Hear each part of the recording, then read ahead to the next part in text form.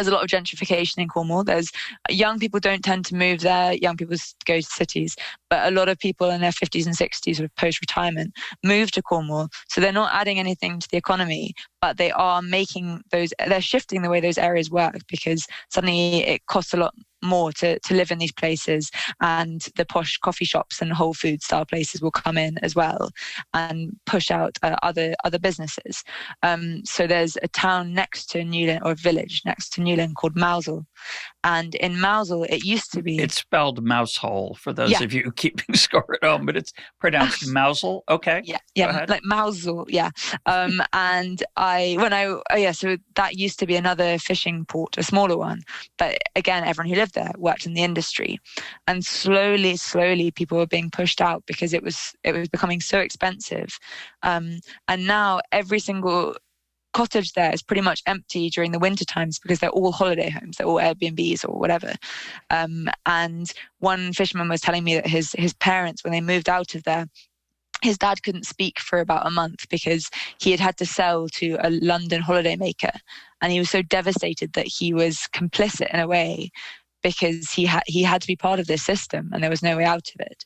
So I think it's interesting that other people have this impulse to say, this is beautiful, I'd like to make it my home, but without a recognition of by going somewhere, you're ultimately always going to be changing it. And I think that's part of the reason why a lot of people in Cornwall feel really angry and hostile towards those in cities as well, because there's no mutual looking after one another. There's often resentment in Cornwall about the cities, about particularly London, where that's where all of the politics happens, and often the decisions that are being made there aren't benefiting those in smaller coastal places. There's also hostility towards cities, and there's a kind of xenophobia about, I'd often be told, London sounds horrible, it sounds so busy and smelly, and there's people from all over the world there.